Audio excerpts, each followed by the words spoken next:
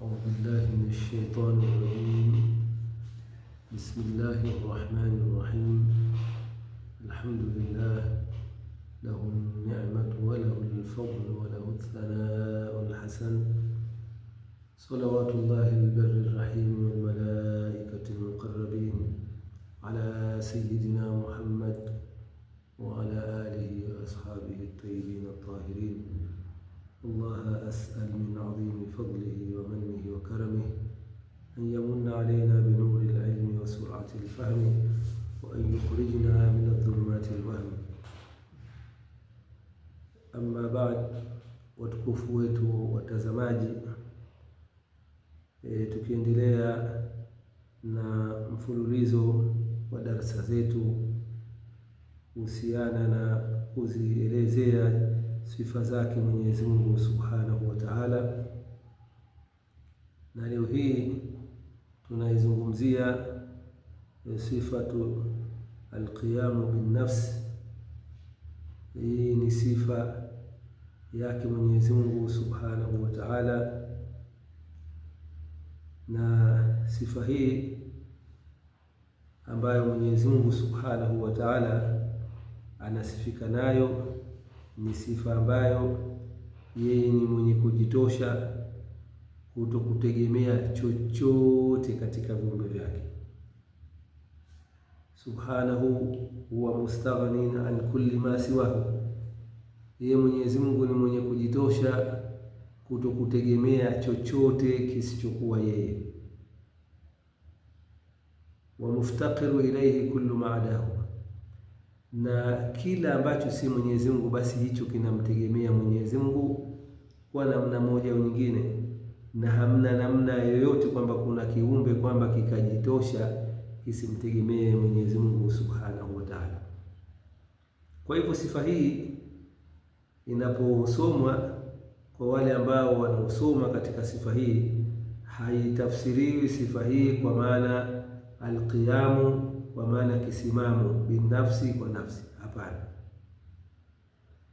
mambo haya yanataka kuyapata kupitia kwa wale ambao tayari Mwenyezi Mungu amewafungulia katika haya.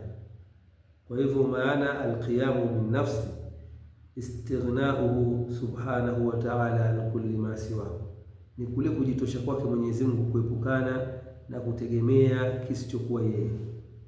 Kwa hivyo hii ndio maana yake.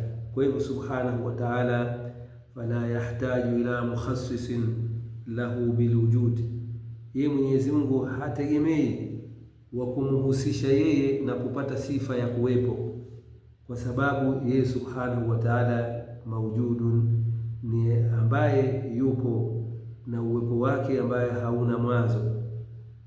Kwa sababu na vile vile kuhitajia kitu kingine, hii itakuwa inamkanushia Mwenyezi Mungu kuwa na sifa ile ya utangu, kwa sababu ukihitaji utakuwa wewe haupati sifa ya kuwa kwamba angekuwa ni mwenye kuhitaji asingekuwa kama Mwenyezi Mungu yeye mwenye kusifika na sifatuhu alqidam, sifa ya utangu.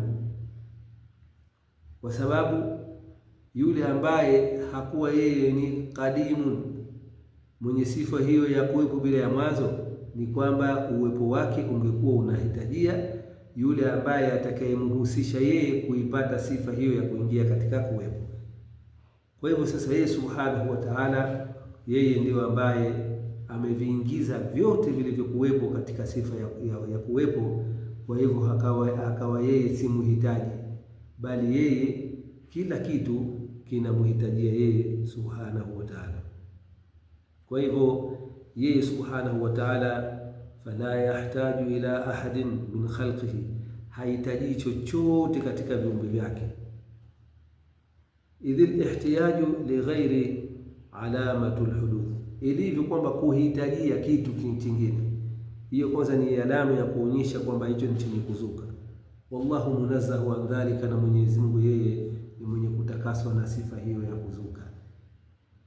Kwa hivyo hapo tukirudi tunaziangalia kwamba sifa zake subhanahu wa ta'ala zote kwa ujumla ni sifa ambazo hazifanani na sifa ya kingine chochote. Kwa hivyo hii kwamba ni hatua ambayo muhimu mno, kwamba mtu anatakiwa afahamu Mola wake hakuwa ni mwenye kufanana na chochote. Kwa hivyo katika sifa hii mtu asije kaone kabisa kwamba hii qiyamu akataka kuitafsiri kilugha kwamba qiyamu ni kusimama. Mwenyezi Mungu yeye hana sifa ya kusimama, kwa maana ya kuwa kwamba yeye ni mwenye miguu akasimama akaikawa sifa kama hiyo, au kuwa ni mwenye kukaa kitako, au kuwa ni mwenye kulala. Subhanahu wa ta'ala, la ta'khudhuhu sinatun wala nawm. Kwa hivyo Mwenyezi Mungu amekanusha kabisa, yeye hapati kabisa na kusinzia wala kulala. Kwa hivyo Subhanahu wa ta'ala huwa laisa jisma, yesi kiwiliwili. Kwa hivyo sifa hii maana yake ni kule kujitosha kwake Subhanahu wa ta'ala na kutokutegemea chochote katika viumbe vyake. Kwa hivyo Subhanahu wa ta'ala la yantafiu bitaati ta'iin, yeye hanufaiki kwa taa ya wale wenye kutii, watu ambao wenye kuzama na kumtii Mwenyezi Mungu kiuhakika. Yeye Mwenyezi Mungu Subhanahu wa ta'ala hanufaiki na taa ya watu hao. Wala yamdaru bi'asyani al-usat, na wala yeye hadhuriki kwa uasi mkubwa wa kwamba watu wakafanya maasi ya hali ya juu kabisa, wakajikusanya watu wakawa kimwasi Mwenyezi Mungu kwa hali ya juu. Mwenyezi Mungu yeye hadhuriki kwa maasi yote hayo watakayoyafanya, isipokuwa hayo yote yatarejea katika nafsi zao. Wenye kutii, manufaa ya taa yao itarejea katika nafsi zao. Ni kwamba Mwenyezi Mungu Subhanahu wa Ta'ala yeye kaahidi kuwalipa vyema wale watiifu, atawalipa malipo ambayo watafurahia. Malipo hayo ni malipo ambayo watu watakapolipwa malipo ya kudumu, kwamba kutokana na ule utiifu wao wa muda mdogo, Mwenyezi Mungu rehema zake zilivyokuwa nyingi, anawalipa hao malipo ambayo hayana mwisho. Na wale ambao waliofanya maasi wakamkufuru Mwenyezi Mungu Subhanahu wa Ta'ala, wakazama zaidi katika uasi na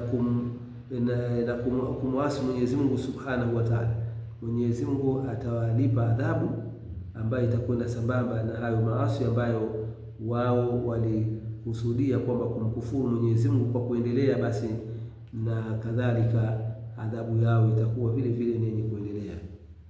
Kwa hivyo wa kullu shay'in siwa Allahi muhtajun ila Allah, kila kitu ambacho si Mwenyezi Mungu, kitu hicho kinahitajia kwa Mwenyezi Mungu. La yastaghni anillahi tarfata ain, hakina uwezo kabisa wa kujiepusha kwamba kikaweza kwamba kujitosha kiumbe kama kiumbe kwamba kisimtegemee Mwenyezi Mungu, hasa kwa kupwesa jicho na kupwesua. Ni kwamba hakiwezi, hamna. Ukiangalia ni kwamba pumzi ambayo wewe unaihitaji isije katike walau lahdha, hata sekunde moja, unahitaji Mwenyezi Mungu pumzi hiyo akupe, na yeye Mwenyezi Mungu ndiye mwenye kukupa hiyo pumzi. Hakuna daktari wa aina yoyote ambaye anaweza kumtengenezea kwamba mtu pumzi, kwamba akawa kwamba kuna daktari bingwa au kuna hospitali ambayo inakuwa bingwa itatengeneza kwamba hizi pumzi za watu. Hakuna. Kwa hivyo na mtu akitaka kulitazama hilo, ni angalie pale anapoingia mtu kuwa na matatizo ya mfumo wake wa kupumua, ukaingia na matatizo, basi huwa imeshakuwa shughuli kubwa. Atakwenda kusaidiwa oksijeni ya kuweza kupumua, ile inamsaidia kwa sababu ile yake ambayo Mwenyezi Mungu alimpa anayo, kwa hivyo ile itakuwa inamsaidia. Lakini ikishakwisha ile ambayo Mwenyezi Mungu alikukadiria wewe, basi hakuna matungi yoyote ya gesi ambayo yanaweza kukunufaisha. Hakuna daktari yoyote bingwa anaweza wewe kukunufaisha akakurejesha katika hatua ambayo Mwenyezi Mungu alikupa.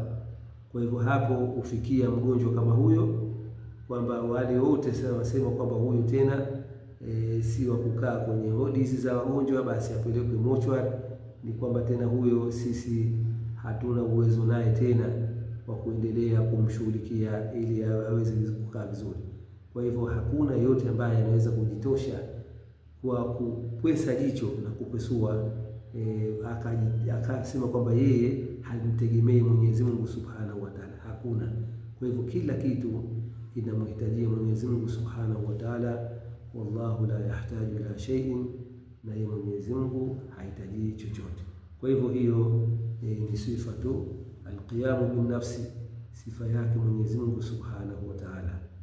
Insha Allah Ta'ala tuikamate sifa yetu hiyo na tuizingatie na tujue kabisa kwamba yeye Subhanahu wa Ta'ala hategemei chochote, na vyote vilivyosalia viumbe vyake vinamtegemea yeye. Wassalamu alaikum wa rahmatullahi wa barakatuh.